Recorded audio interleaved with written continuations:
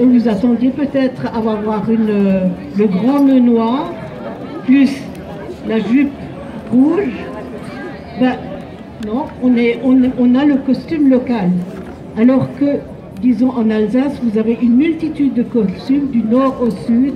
Il existe au Sundgau, dans la vallée de Münster, autour de Mulhouse, à Strasbourg, même au-dessus de Strasbourg. Il y a une multitude, une vraie richesse en costumes. Et donc, notre costume, c'est le costume du vignoble local, donc du vignoble. Alors, la particularité de ce costume, c'est que une jupe, et que soit le tissu, très souvent c'est soit en coton, soit en des costumes en laine, une jupe en laine. Tu peux avancer, vous pouvez avancer. Et la particularité de ce costume-là, c'est que, disons, la jupe est détachée du corselet. Donc on peut très bien, par exemple, quand ces dames voulaient travailler dans les vignes ou dehors, en dehors des jours de fête, elles enlevaient leur corselet. Et il y en a un qui est curieux là.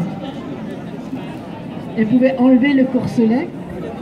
Ce corselet, il est là, sur le corselet, il est lacé devant, ou alors quelquefois il est agrafé, selon ce qui était bien pratique, puisqu'en fin de compte, un costume, on ne l'avait pas on ne changeait pas. On ne changeait pas tout le temps, donc en fin de compte, on pouvait, selon peut-être 2 fois par an, et on s'était transmis de génération en génération. Donc il fallait pouvoir l'ajuster si on avait des agrafes et que la personne par après, ou la personne grossissait ou était. Donc il laçait, c'était beaucoup plus pratique.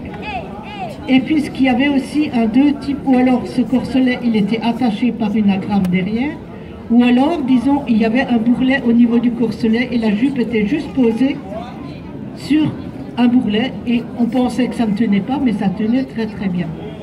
Alors, derrière, donc, au niveau du corselet, vous avez donc, on appelle ça le stecker, ou un devantier,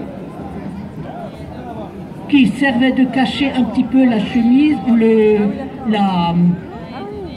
l'échancrure de la chemise. Quelquefois, il y avait même une petite poche derrière pour cacher les billets doux, ou le mouchoir, ou quelquefois, ils mettaient de la lavande, ou alors, disons,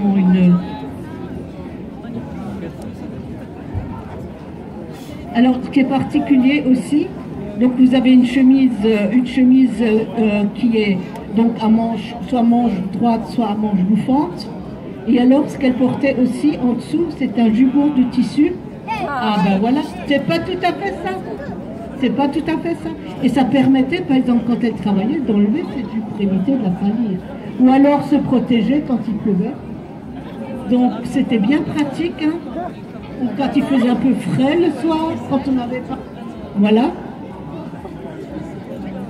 Et puis donc en dessous, comme toujours, il y avait la chemise qui était longue, et puis en dessous il y avait les panties.